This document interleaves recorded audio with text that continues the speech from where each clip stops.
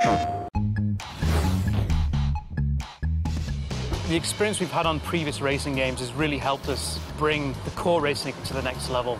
So the place where we started really was the handling of the vehicle. The handling was completely changed from one milestone to the next. And suddenly where we were complaining, oh, I can't drift properly, milestone later, you're like, this is fantastic.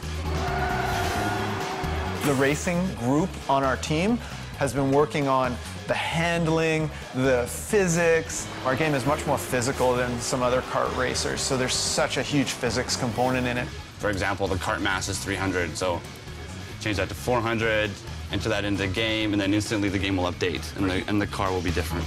I think we're definitely in the arcade racing kind of fold, but don't be fooled. It's not necessarily just a kid's game. It has the pick up and play, but to get in there, there's lots of depth there, lots of fun. We took inspiration from a lot of more simi-style driving games. What we can do here then is apply like slip and drag values, so when you go into slow grass, how much it'll slow you down. It's gone to the point where, you know, like if someone makes one minute change to it, I'm like, oh, something's different. So actually having the game feel right is what's most important. We wanted this game to feel like kart racing evolved. And so we needed that additional maturity and complexity in the gameplay itself.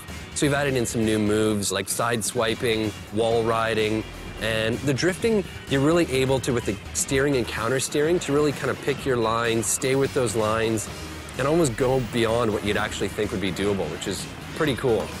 It feels a lot more physical, the collisions are a bit more real, and you actually get a lot more reward from your driving. Through playing the game, through drifting and drafting and doing stunts, you earn boost. So in our game, once you've got enough boost, you can obviously boost, you can shield up, you can sideswipe opponents, and this is just giving the player the tools that they need to play the game without weapons. Then obviously when you layer on the weapons, it's a whole new experience. They just add another layer to our game. The thing that we always set out at the beginning was make it fun to fire a weapon, but also make it fun to be hit by a weapon. The animations and the reactions, and also everything in between, so being able to anticipate when you're about to be hit, giving you the skills to deflect weapons with the shield. That's been a real challenge, but it's also awesome. It's what makes the game great fun. We tried to look at games with lots of weapons, games with other styles of driving, and then use all of those and amalgamate them into one nice little package. The weapons sound huge, but they still have kind of a nice mix of a cartoony fun feel as well. There's a lot of advanced techniques you get from the physicality with the weapons. Being able to throw weapons at the side and bounce them off, and it's almost like pinball in some circumstances where you can fire weapons and ricochet them around the track, and it's great fun to do. The weapon balancing is incredibly difficult. You need to work out how weapons are fired, when they're fired, the rate that they fire, stun times, invincibility times, and tuning all that while remembering that the player can have control over all this stuff as well, really, by putting a number of iron pods down or making the track small or long.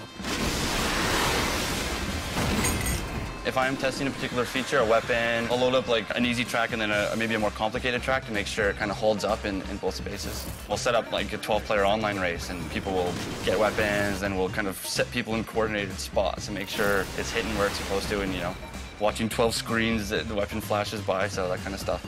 Another top tip for creating is don't put weapon after weapon after weapon, you know? Put a weapon, leave a little bit of space so you can actually use that weapon, put another weapon, and then you kind of add that risk reward, you know, with our weapon system, which allows you to upgrade. When you collect that first weapon, do I wait until the next row of weapon pods, or do I actually use my weapon straight away? And that's the risk reward that you get from the weapon system. Just on the strategy people use on how they use their boost and shields and weapons, yeah, it keeps it super exciting. Eventually, when you start to see people playing, and we start doing online races, and people are laughing and enjoying themselves, you know you have something right. It's a nice, good, fun arcade racer, and it's got the weapons in it. Our weapons are compelling, they're enjoyable to use, they interact with the game world. I think, honestly, our big eureka moment came when we kind of realized, yeah, this game is fun, and there's so many different ways to play it. So what we deliver, people are going to love.